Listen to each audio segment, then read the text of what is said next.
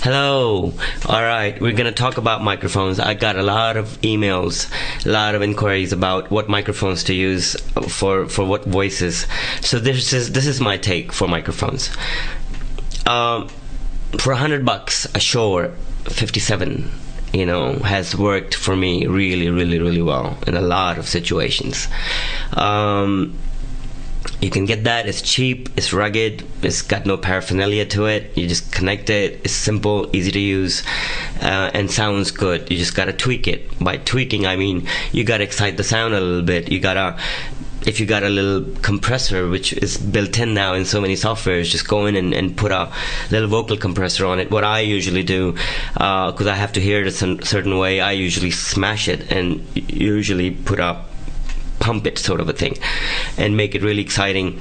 So you could do that with that. For female voices, I could use a 414, but again, it's pricey. It's over $1,000 or so, I think, and I could never get it when I wanted to because I never had the money for it. So the 57 was my choice, in that scenario. If you got the funds, go get that. If you don't, stick with whatever simple stuff that you can find. I'll tell you a really interesting story.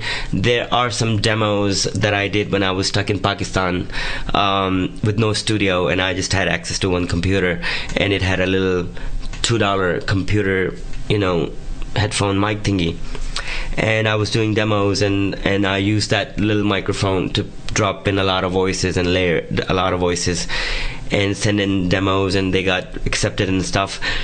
Funny thing is, even today when I go into big studios and I pump that sometimes when I pump that demo, the engineer would come to me and ask me, hey, what is that microphone that you're using? And I'm like, all right, well, long story. But so it's what you want, it's how you want it. Stay simple. For songwriters, just get yourself a little bit of microphone. Technology is so good now.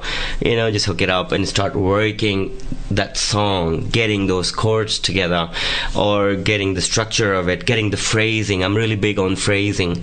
It's funny, but microphones like phrasing. If you're phrasing it really well, the mic's gonna love you. But if you're not as sharp, or so to speak, if you're not as rehearsed or as practiced or as done up, as an athlete, if you're not there, the mic picks it up right away. It knows. It's only looking for those transients. It's only looking for those sparks that come out of you. It's not interested in the dull stuff. So you can make any microphone sound good if your skills are really together. So that's the philosophy on microphone. Quit worrying about equipment.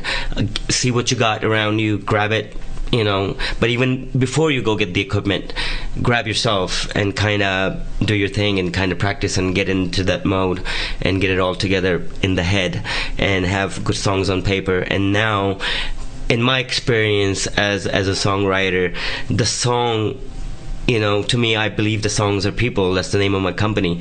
So if songs are people, and if they're really polished songs, those songs, people will find resources to record themselves and to spread themselves. It's the power of the melody.